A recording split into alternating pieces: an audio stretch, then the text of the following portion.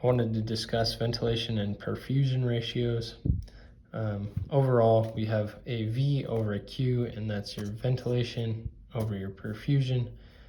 V can just be explained as air reaching the alveoli over here, and perfusion is blood reaching the alveoli too, or in the capillary outside of the alveoli or surrounding it.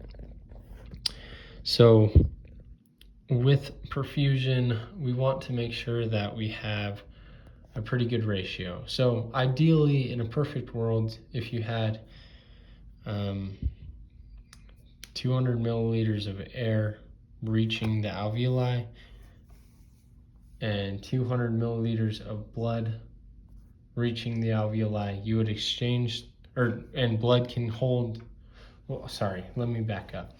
If 1 liter of air can hold 200 milliliters of oxygen and 1 liter of blood can hold 200 milliliters of oxygen, then we would want to see that ratio straight across, where we would transfer that 200 milliliters of oxygen into the blood and we'd be just dandy. That's a 1-to-1 ratio. That doesn't always happen though. It's not a perfect world. So your normal ratio is about 0.8, where not all of the oxygen is being transferred into the blood, but 80% of it is.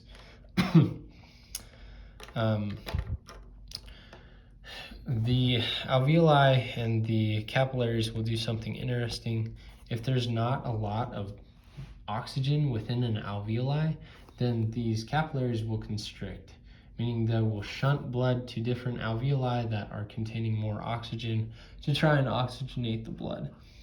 And vice versa, if you have a lot of air or a lot of oxygen in certain alveoli, then you're going to dilate around those alveoli to oxygenate the blood more. So that's kind of how perfusion and ventilation works within the alveoli. There are a couple pathological reasons why you would have a low perfusion ventilation rate or a high perfusion ventilation rate, and that would be with asthma. So you have plenty of blood going to the alveoli, but with asthma, you're not getting enough air into the alveoli, and so you cannot diffuse oxygen into the blood. And that would give you a lower ventilation perfusion ratio. So instead of 0.8, you might have 0.6.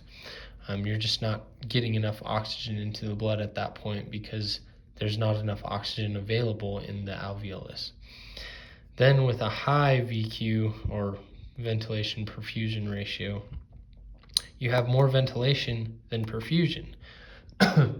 So you have plenty of air coming into your lungs and it's filling the alveoli, but you're not having enough blood going to the alveoli to be oxygenated. And that can be caused by a pulmonary embolism, blockages in vasoconstriction even, and that's just because there's not enough blood to soak up all the oxygen from the alveoli. So that's your ventilation and your perfusion ratio. If it's low, that means you're not getting enough oxygen. If it's high, that means you don't have enough blood going to that particular area.